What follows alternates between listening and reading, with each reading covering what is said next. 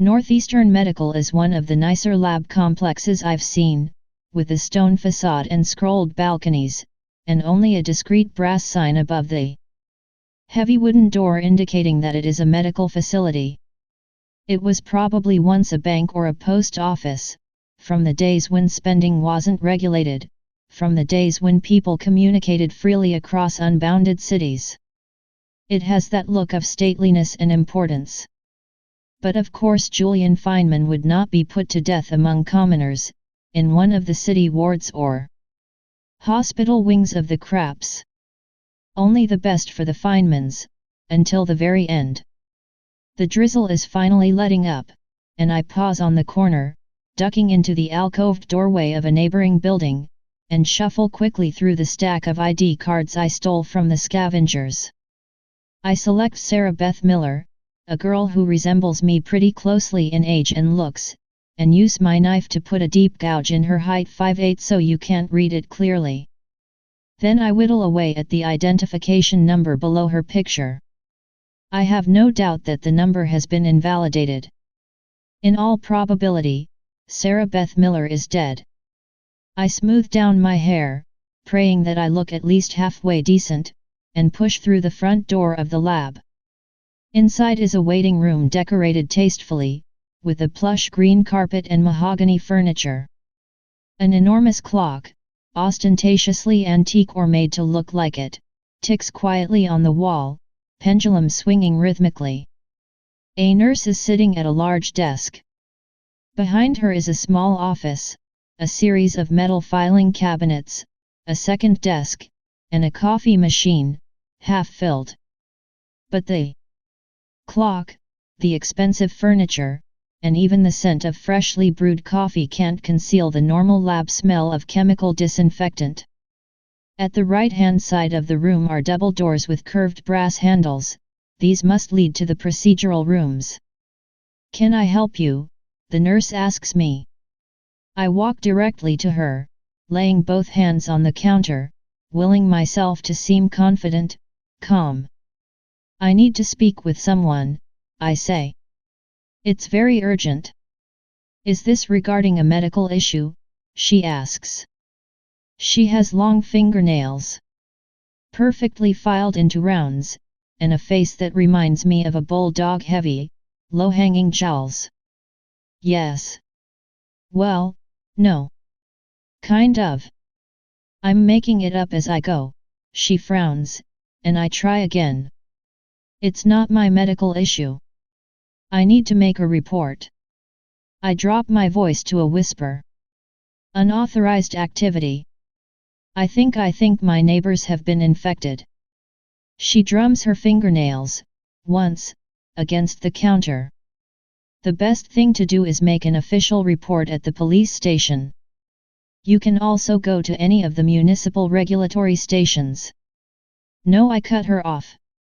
Sign-in sheets, clipped together, are stacked next to me, and I straighten them, scanning the list of doctors, patients, problems, poor sleep/dreaming, deregulated moods, flu, and pick a name at random. I insist that I speak to Dr. Branshaw. "Are you a patient of the doctor's?" She drums her nails again. She is bored. Dr. Branshaw will know what to do. I'm extremely upset. "You have to understand. I'm living underneath these people. And my sister, she's uncured. I'm thinking about her, too, you know. Isn't there some kind of vaccination Dr. Branshaw might give her?" She sighs. She turns her attention to the computer monitor, makes a few quick keystrokes. "Drive. Branshaw is completely booked up today. All of our medical specialists are booked. An exceptional event has made it necessary." "Yeah, I know. Julian Feynman. I know all about it." I wave my hand. She frowns at me. Her eyes are guarded. "How did you know?" "It's all over the news," I interrupt her. "I'm getting into my role now, the rich, spoiled daughter of a politician, maybe a senior member of the DFA. A girl used to getting her way. Of course, I guess you wanted to keep the whole thing hush-hush. Don't want the press charging in. Don't worry, they're not saying where. But I have friends who have friends and, well, you know how these things get around. I lean forward, placing both hands on the desk, like she's my best friend and I'm about to tell her a secret. Personally, I think it's a little bit silly, isn't it? If Dr. Branshaw had just given him the cure early, when he was already in there, a little cut, a little snip, that's how it works, isn't it? This whole thing could have been avoided.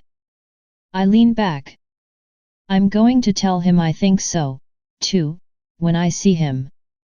I say a silent prayer that Dr. Branshaw is, in fact, male. It's a decently safe bet.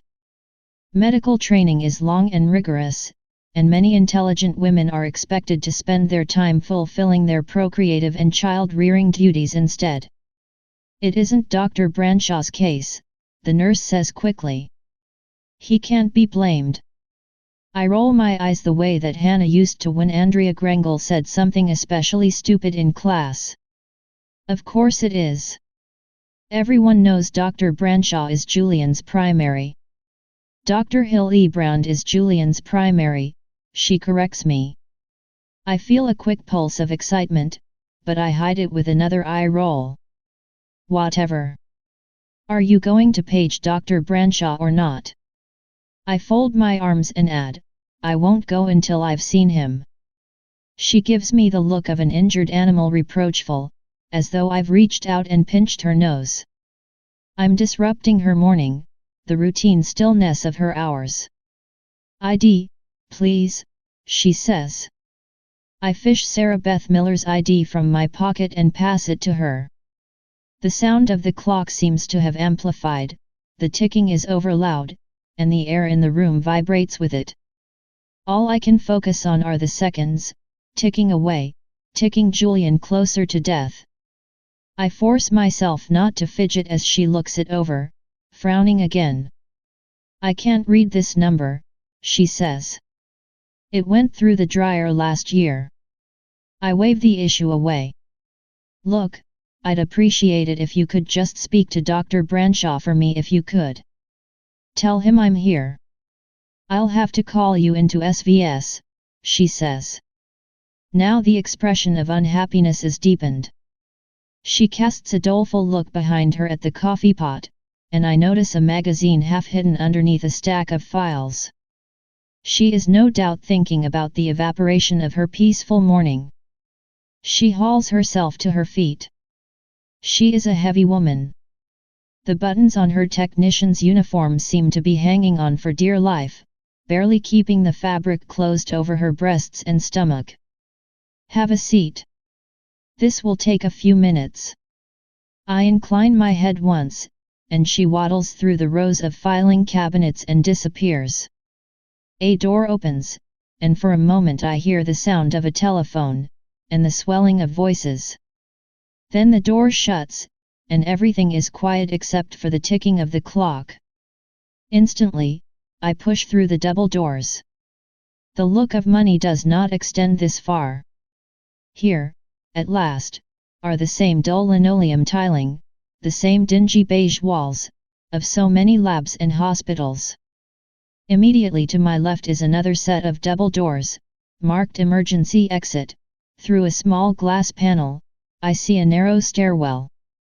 I move quickly down the hall, my sneakers squeaking on the floor, scanning the doors on either side of me, most of them closed, some of them gaping open, empty, dark. A female doctor with a stethoscope looped around her neck is walking toward me, consulting a file. She looks up at me curiously as I pass. I keep my eyes locked on the ground. Fortunately, she doesn't stop me. I palm the back of my pants. My hands are sweating. The lab is small, and when I reach the end of the hall, I see that it is laid out simply, Only a single corridor runs the length of the building, and an elevator bank in the back gives access to the remaining 6 floors. I have no plan except to find Julian, to see him. I'm not sure what I'm hoping to achieve, but the weight of the knife is reassuring, pressed against my stomach, a hard-edged secret. I take an elevator to the 2nd floor. Here there is more activity, sounds of beeping and murmured conversation, doctors hurrying in and out of examination rooms. I duck quickly into the first door on my right, which turns out to be a bathroom. I take a deep breath, try to focus, try to calm down. There is a tray on the back of the toilet, and a stack of plastic cups meant for urine samples. I grab one and fill it partially with water, then head back into the hall. 2 lab techs, both women, are standing outside one of the examination rooms. They fall silent as I approach, and even though I am deliberately avoiding eye contact, I can feel them staring at me. "Can I help you?" one of them asks, as I am passing. Both women look identical, and for a moment I think they are twins. But it is just the influence of the scraped back hair, the spotless uniforms, the identical look of clinical detachment. I flash the plastic cup at them. "Just need to get my sample to Dr. Hillebrand," I say. She withdraws a fraction of an inch. "Dr. Hillebrand's attendant is on 6, she says. You can leave it with her." "Thanks," I say. I can feel their eyes trailing me as I continue down the hall. The air is dry, overheated, and my throat hurts every time I try to swallow. At the end of the hall, I pass a doorway paneled in glass. Beyond it, I see several patients sitting in armchairs, watching television in white paper gowns. Their arms and legs are strapped to the furniture. At the end of the hall, I push through the doors into the stairwell. In all probability, Dr. Hillebrand will be presiding over Julian's death, and if his attendant is on the 6th floor, there's a good chance that is where he conducts the majority of his work. My legs are shaking by the time I get to 6, and I'm not sure whether it's nerves, or lack of sleep, or a combination of both. I ditch the plastic cup, then pause for a second to catch my breath. Sweat is tracing its way down my back. "Please," I think, to nobody in particular. I'm not sure what I'm asking for, exactly. A chance to save him. A chance, even, to see him. I need him to know that I came for him. I need him to know that somehow, at some point in the tunnels, I began to love him. Please. The moment I emerge from the stairwell, I know that I have found it. 50 feet down the hall, Thomas Feynman is standing outside the door to an examination room, arms crossed, with several bodyguards, speaking in low tones to a doctor and 3 lab techs. 2-3 seconds. I have only a few seconds until they'll turn, until they'll spot me and ask me what I'm doing here. Their conversation is indecipherable from this distance. They are speaking practically in whispers, and for a second my heart bottoms out and I know that it's too late, and it has already happened, and Julian is dead. Then the doctor, Dr. Hillebrand, consults his watch. The next words he speaks are louder, impossibly loud, in the space and the silence, as though he is shouting them. "It's time," he says, and as the group starts to unknot, my 3 seconds are up. I rocket into the first door I see. It's a small examination room, thankfully empty. I don't know what to do next. Panic is building in my chest. Julian is here, so close, and totally unreachable. There were at least 3 bodyguards with Thomas Feynman, and I have no doubt there are more inside. I'll never make it past them. I lean against the door, willing myself to focus, to think. I've ended up in a small antechamber. In one wall is a door that I know must lead to a larger procedural room, where complex surgeries and the procedure to cure deliria take place. A paper-draped table dominates the small space, on it are folded gowns, and a tray of surgical instruments. The room smells like bleach and looks identical to the room in which I undressed for my evaluation, almost a year ago, on the day that started it all, that rocketed me forward and landed me here, in this new body, in this new future. For a second I feel dizzy and have to close my eyes. When I open them, I have the feeling of looking at two mirrors that have been placed face to face, of being pushed from the past to the now and back again. Memories begin budding, welling up the walk to the labs in the sticky Portland air, the wheeling seagulls, the first time I saw Alex, the dark cavern of his mouth as he looked at me from the observation deck, laughing. It hits me, the observation deck. Alex was watching me from an observation deck that ran the length of the procedural room.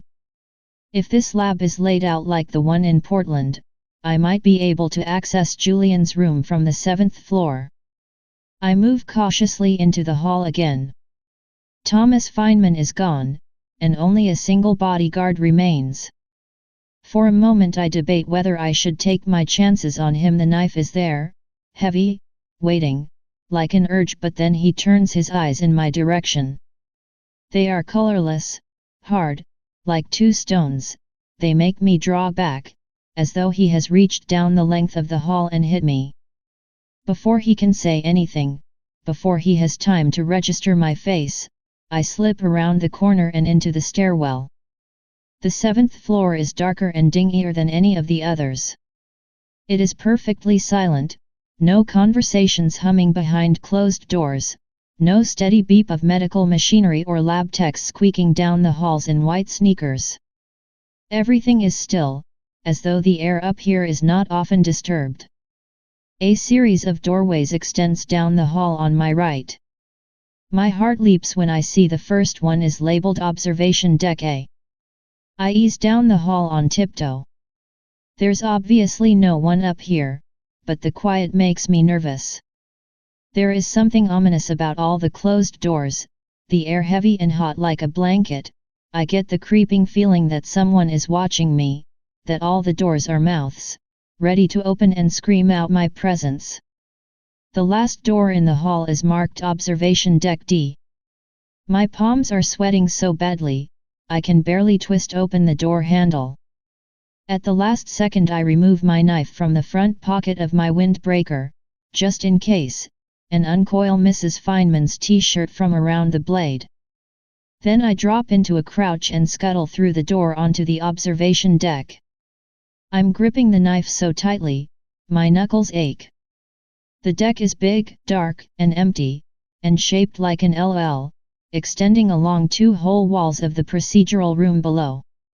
It is completely enclosed in glass and contains 4 tiered rows of chairs, all of which look down over the main floor. It smells like a movie theater, like damp upholstery and gum. I ease down the stairs of the deck, keeping close to the ground, grateful that the lights in the observation deck are off and grateful, too, that the low plaster wall that encircles the deck, underneath the heavy panels of glass, should conceal me at least partially from the view of anyone below me. I ease off my backpack and place it carefully next to me. My shoulders are aching. I have no idea what to do next. The lights in the procedural room are dazzling. There is a metal table in the center of the room, and a couple of lab techs circulating, adjusting equipment, moving things out of the way. Thomas Feynman and a few other men, the men from the hall, have been moved into an adjacent room. It, too, is enclosed in glass, and although chairs have been set up for them, they are all standing. I wonder what Feynman is thinking. I think, briefly, of Julian's mother. I wonder where she is. I don't see Julian anywhere. A flash of light. I think explosion, I think run, and everything in me knots up, tight and panicked, until I notice that in one corner is a man with a camera and a media badge clipped to his tie. He is taking pictures of the setup, and the glare of the flash bounces off all the polished metal surfaces, zigzagging up the walls. Of course. I should have known that the media would be invited to take pictures. They must record it, and broadcast it, in order for it to have any meaning. The hatred surges, and with it, a cresting, swelling wave of fury. All of them can burn. There is motion from the corner, from the part of the room concealed. Underneath the deck. I see Thomas Feynman and the other men swivel in that direction. Behind the glass, Thomas wipes his forehead with a handkerchief, the first sign of discomfort he has shown. The cameraman swivels too. Flash, flash. 2 moments of blinding white light. Then Julian enters the room. He is flanked by 2 regulators, although he is walking on his own, without prompting. They are tailed by a man wearing the high white collar of a priest. He holds a gold-bound copy of the Book of Shhh in front of his chest, like a talisman to protect him from everything dirty and terrible in the world. The hatred is a cord, tightening around my throat. Julian's hands have been handcuffed in front of him, and he is wearing a dark blue blazer and neatly pressed jeans. I wonder if that was his choice, or whether they made him dress up for his own execution. He is facing away from me and I will him, silently, to turn around, to look up. I need him to know that I'm here. I need him to know he's not alone. I reach my hand out unthinkingly, grope along the glass. I want to smash it to pieces, to jump down and swoop Julian away. But it would never work. I could not get more than a few feet, and then it would be a double execution. Maybe it no longer matters. I have nothing left, nothing to return to. The regulators have stopped at the table. There is a swelling of conversation. I hear Julian say, "I'd rather not lie down." His voice is muffled and indistinct from the glass, from the height, but the sound of it makes me want to scream. Now my whole body is a heartbeat, a throbbing urge to do something. But I'm frozen, heavy as stone. One of the regulators steps forward and unchains Julian's hands. Julian pivots so I can see his face. He circles his wrists, forward and back, wincing a bit. Almost immediately, the regulator clips his right wrist to one of the legs of the metal table, pushing down on Julian's shoulders so he is forced to sit. He has not once looked at his father. In the corner of the room, the doctor is washing his hands in a large sink. The water drumming against the metal is overloud. It is too quiet. Surely executions can't happen here, like this, in the bright and the silence. Doctor dries his hands, works his fingers into a pair of latex surgical gloves. The priest steps forward and begins to read. His voice is a low drone, a monotone, muffled through the glass. And so Isaac grew and was the pride of his aged father, and for a time a perfect reflection of Abraham's will. He is reading from the Book of Abraham. Of course. In it, God commands Abraham to kill his only son, Isaac, after Isaac becomes sick with the delirium. And so he does. He takes his son to a mountain and plunges a knife straight through his chest. I wonder whether Mr. Feynman requested that this passage be read. Obedience to God, to safety, to the natural order, that is what the Book of Abraham teaches us. But when Abraham saw that Isaac had become unclean, he asked in his heart for guidance. I am swallowing back Julian's name. Look at me. The doctor and 2 lab techs step forward. The doctor has a syringe. He is testing it, flicking its barrel with a finger, as a lab tech rolls Julian's shirt to his elbow. Just then there is a disturbance from below. It ripples through the room at once. Julian looks up sharply. The doctor steps away from him and replaces the syringe on the metal tray one of the lab techs carries. Thomas Feynman leans over, frowning, and whispers something to a bodyguard, as another lab tech bursts into the room. I can't make out what she's saying. I can tell it's a she, even though she's wearing a paper mask and a bulky, too big lab coat, because of the braid swinging down her back, but she is gesturing agitatedly. Something is wrong. I inch closer to the glass, straining to hear what she is saying. A thought is fluttering in the back of my mind, an idea I can't quite hold on to. There's something familiar about the lab tech, about the way she keeps using her hands, gesturing emphatically as she points the doctor out into the hall. He shakes his head, removes his gloves, and balls them up into his pocket. He barks a short command before striding out of the procedural room. One of the lab techs scurries after him. Thomas Feynman is pushing his way to the door that gives entry to the lab. Julian is pale, and even from here I can tell that he is sweating. His voice is higher than normal, strained. What's going on? His voice floats up to me. Someone tell me what's happening.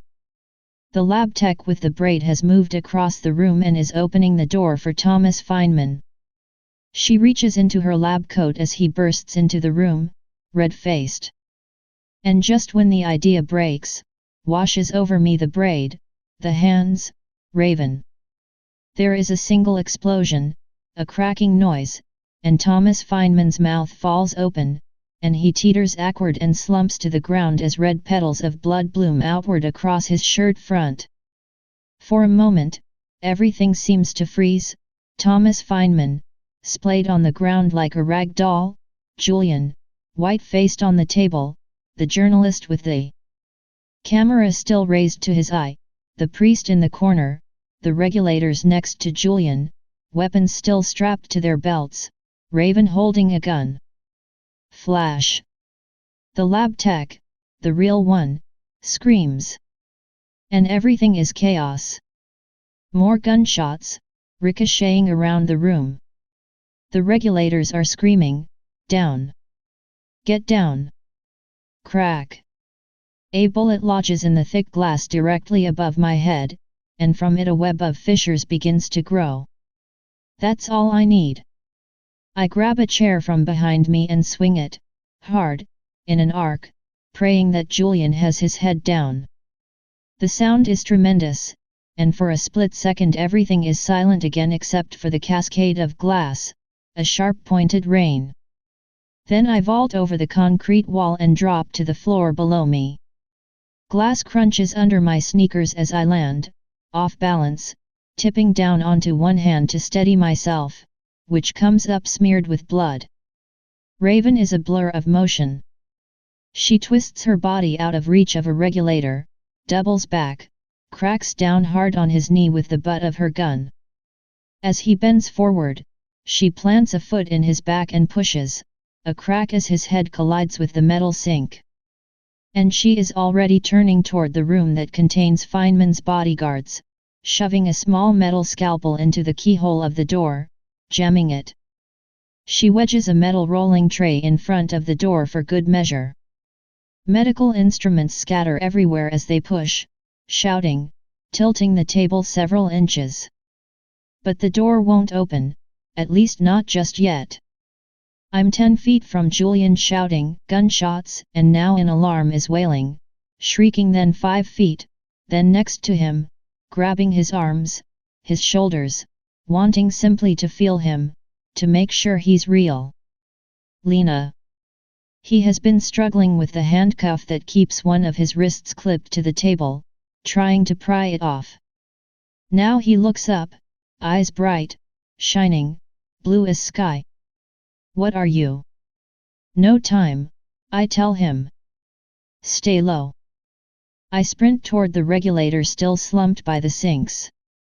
Dimly, I am aware of shouting, and Raven still turning, spinning, ducking from a distance.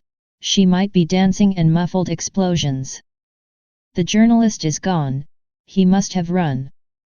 The regulator is barely conscious. I kneel down and slice off his belt, quick, then grab the keys and sprint back toward the table. My right palm is wet with blood, but I can barely feel the pain. It takes me 2 tries to fit the key in the lock on the handcuffs, then I do, and Julian pulls his wrist free of the table, and draws me toward him. "You came," he says. "Of course," I say. Then Raven is next to us. Time to move. A minute, maybe less, and Thomas Feynman is dead, and the room is chaos, and we are free. We sprint through the antechamber just as there is a shuddering, tinny crash, a clattering of metal, and a crescendo of shouts. The bodyguards must have gotten out. Then we duck into the hall, where the alarms are blaring and already we can hear pounding feet from the stairwell. Raven jerks her head to the right, toward a door marked rooftop access, emergencies only. We move quickly, in silence, wound up. Through the door and onto the fire escape. Then we pound down the metal stairs, single file, toward the street level. Raven wrestles out of her oversized lab coat and slips off the paper mask, discarding them in a dumpster just underneath the stairs. I wonder where she got them, and I flash to the heavy woman at the front desk, her breasts nearly exploding out of her lab coat. "This way," Raven says shortly, as soon as we're on the ground. When she turns her head, I see that she has several small cuts on her cheek and neck. The glass must have schemed her. We've ended up in a small, dingy courtyard, dominated by a set of rusted patio furniture and a patch of wiry brown grass. It is enclosed in a low chain-link fence, which Raven climbs easily. It is a little harder for me, and Julian, who is following, puts a hand up to steady me. My hand has started throbbing, and the chain link is slick. It's raining harder now. On the other side of the fence is another tiny courtyard, nearly identical to the first, and another bleak brown building. Raven charges right through the door, which has been propped open with a cinder block, and we pass into a dark hall, and more closed doors affixed with gold placards. For a second I panic that we've ended up back in the labs. But then we emerge into a large lobby, also dark, and outfitted with several fake potted plants and various signs that point the way to Edward Wu, ESQ, and Metropolitan Vision Associates. A set of glass revolving doors gives us a blurry view of the street outside, people streaming by, carrying umbrellas, jostling one another. Raven heads right for the doors, pausing just long enough to scoop up a backpack she must have stashed earlier behind one of the plants. She turns around and tosses Julian and me an umbrella each. She slips on a yellow rain slicker and pulls the hood up over her head, cinching it tight so the cuts on her face are concealed. Then we are flowing out into the street, moving into the blur of people on their way to or from somewhere, a faceless crowd, a mass of moving bodies. Never have I been more grateful for the hugeness of Manhattan, for its appetite. We are swallowed in it and by it. We become no one and anyone, a woman in a yellow poncho, a short girl in a red windbreaker, a boy with his face concealed by an enormous umbrella. We make a right on 8th Avenue, then a left on 24th Street. By now we have escaped the crowd, the streets are empty, the buildings blind, curtains drawn and shutters closed against the rain. Light smolders behind tissue-thin curtains above us, rooms turned inward, with their backs up against the street. We go undetected, unobserved, through the grey and watery world. The gutters are gushing, swirling with trash, bits of paper and cigarette butts.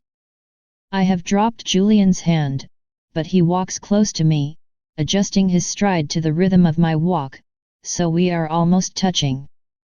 We come to a parking lot, empty except for a white van I recognize, the van outfitted like a crap cruiser.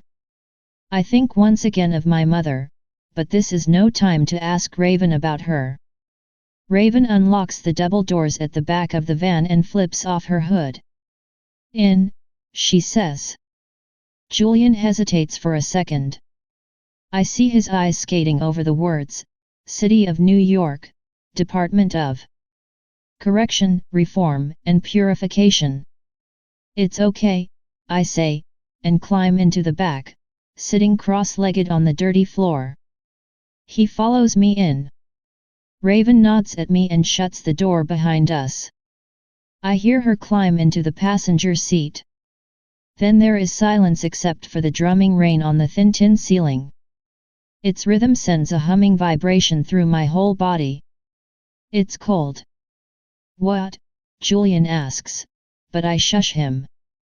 We are not out of danger, not yet, and I will not relax until we are safely out of the city. I use the windbreaker to wipe the blood off my palm, ball up its hem, and squeeze. We hear pounding footsteps, the driver's door opening, and Tack's voice, a grunt. Got him. Raven's reply, would I be here if I hadn't? You're bleeding. Just a scratch. Let's roll, then. The engine shudders to life, and all of a sudden I could shout for joy. Raven and Tack are back snapping at each other, as they have always done and will always do. They came for me, and now we will go north, we are on the same side again.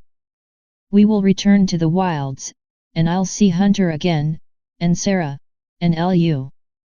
We will curl back into ourselves, like a fern folding up against the frost, and leave the resistance to its guns and its plans, and the scavengers to their tunnels, and the DFA to their cures, and the whole world to its sickness and blindness. We will let it fall to ruin. We will be safe, shielded under the trees, nesting like birds. And I have Julian. I found him, and he followed me. I reach out in the dark, wordlessly, and find his hands. We interlace our fingers, and though he doesn't say anything either, I can feel the warmth and energy passing between us, a soundless dialogue. Thank you, he is saying, and I am saying, I am so happy, I am so happy, I needed you to be safe. I hope he understands. I have not slept in 24 hours, and despite the jerking motion of the van, and the thunderous sound of the rain, at some point, I fall asleep. When I wake, it is because Julian is speaking my name quietly. I am resting on his lap, inhaling the smell of his jeans. I sit up quickly, embarrassed, rubbing my eyes. We've stopped, he says, although it's obvious. The rain has faded to a gentle patter. The van doors slam, Raven and Tack are hooting, exuberant and loud. We must have made it well past the border. The double doors swing open and there Raven is, beaming, and Tack behind her, arms crossed, looking pleased with himself. I recognize the old warehouse from the cracked surface of the parking lot, and the peaked outhouse behind Tack. Raven offers me her hand, helping me scoot out of the van. Her grip is strong. What's the magic phrase? She says, as soon as my feet hit the pavement. She is relaxed now, smiling and easy. How did you find me? I ask. She wants me to say thank you, but I don't. I don't have to. She gives my hand a squeeze before pulling away, and I know she knows how grateful I am. There was only one place you would be, she says, and her eyes flick behind me, to Julian, and then back to me. And I know that is her way of making peace with me, and admitting she was wrong. Julian has climbed out of the van too, and he is staring around him, wide-eyed, mouth hanging open. His hair is still wet, and has started to curl just a little at the ends. It's okay, I say to him. I reach back and take his hand. The joy surges through me again. Here it is okay to hold hands, to huddle together for warmth, to mold ourselves together at night, like statues designed to fit side by side. Come on. Tack is walking backward, half skipping, toward the warehouse. We're packing up and moving out. We've lost a day already. Hunter will be waiting with the others in Connecticut. Raven hitches her backpack a little higher and winks. You know how Hunter gets when he's cranky, she says. We better get moving. I can sense Julian's confusion. The patter of dialogue and strange names, the closeness of the trees, untrimmed and untended, must be overwhelming. But I will teach him, and he will love it. He will learn and love to learn. The words stream through me calming, beautiful. There is time for absolutely everything now. Wait. I jog after Raven as she starts to follow Tack into the warehouse. Julian hangs back. I keep my voice low so Julian can't hear. Did you know? I say, swallowing hard. I feel out of breath, though I've run less than 20 feet. About my mom, I mean. Raven looks at me, confused. Your mom. SHHH. For some reason I don't want Julian to overhear. It is too much, too deep, too soon. Raven shakes her head. The woman who came for me at Salvage, I say, persisting despite Raven's look of total confusion. She has a tattoo on her neck 5996. That's my mother's intake number, from the cribs. I swallow. That's my mother. Raven reaches out 2 fingers as though to touch my shoulder, then thinks better of it and drops her hand. I'm sorry, Lena. I had no idea. Her voice is uncharacteristically gentle. I have to talk to her before we go, I say. There are things I need to say. Really, there is only one thing I want to say, and just thinking of it makes my heart speed up. Why did you let them take you? Why did you let me think you were dead? Why didn't you come for me? Why didn't you love me more? Once you let in the word, once you allow it to take root, it will spread like a mold through all of your corners and dark spaces, and with it, the questions, the shivery, splintered fears, enough to keep you permanently awake. The DFA is right about that, at least. Raven draws her eyebrows together. She's gone, Lena. My mouth goes dry. What do you mean? Raven shrugs. She left this morning with some of the others. They're higher level than I am. I don't know where they were headed.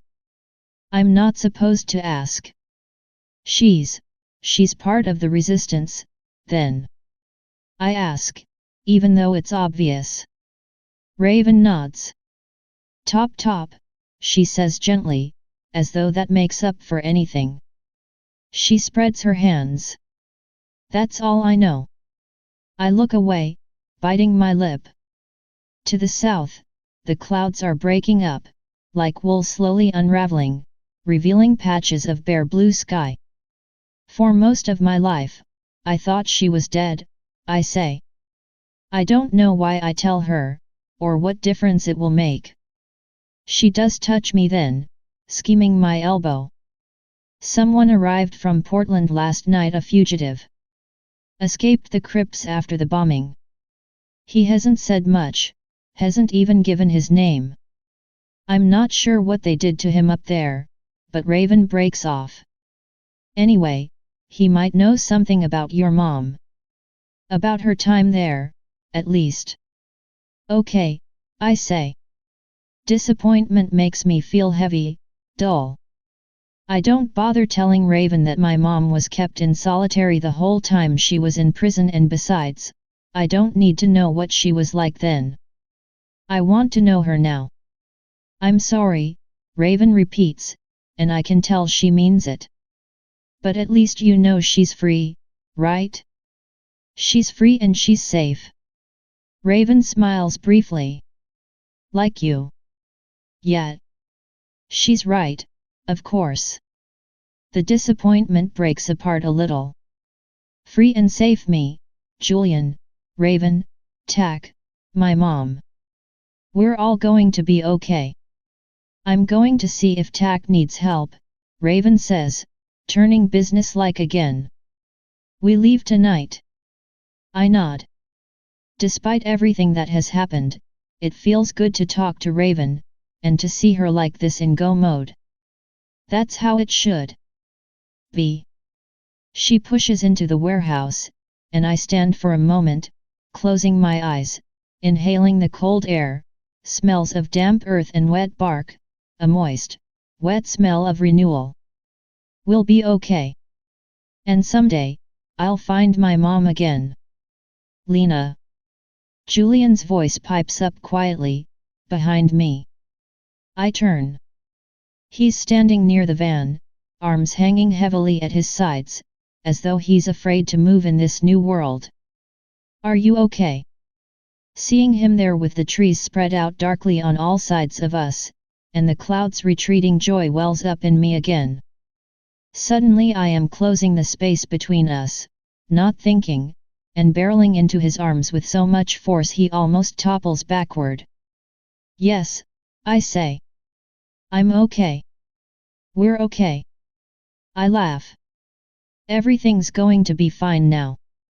You saved me, he whispers. I can feel his mouth moving against my forehead. The touch of his lips makes heat dance through me. I couldn't believe I never thought you would come. I had to. I pull away so that I can look up at him, keeping my arms looped around his waist. He rests his hands on my back. Even though I have spent a long time in the wilds, it strikes me again that it is a miracle to stand this way with someone. No one can tell us no. No one can make us stop. We have picked each other, and the rest of the world can go to hell. Julian reaches up and brushes a piece of hair out of my eyes. What happens now? He asks. Anything we want, I say. The joy is a surge, I could soar away on it, ride it all the way to the sky. Anything. Julian's smile spreads slowly from his lips to his eyes. Anything and everything, I say, and Julian and I move at the same time, and find each other's lips. At first, it's clumsy, his nose bumps my lips, and then my chin bumps his chin. But he's smiling, and we take our time, and find each other's rhythm.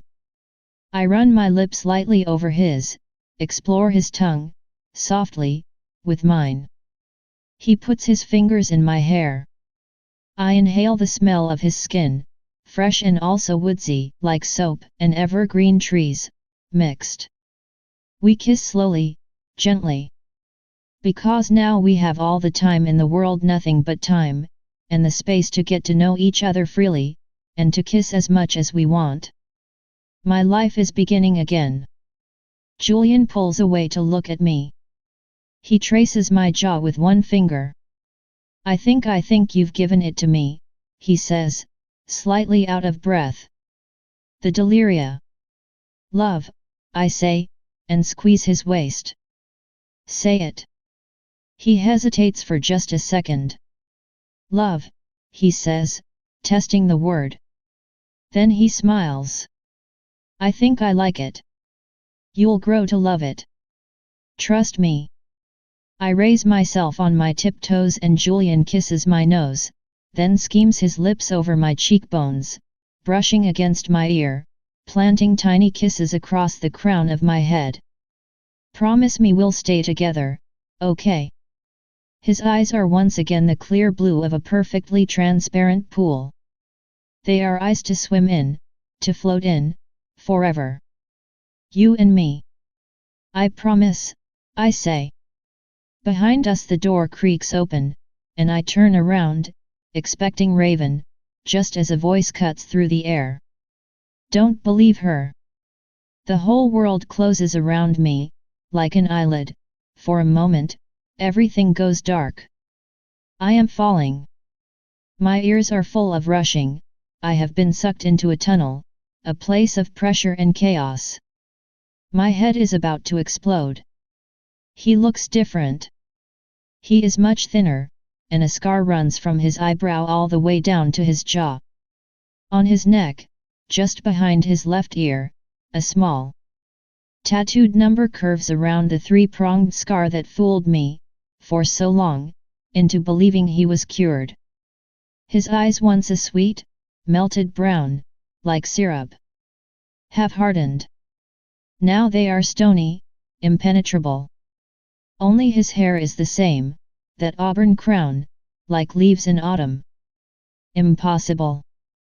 I close my eyes and reopen them, the boy from a dream, from a different lifetime.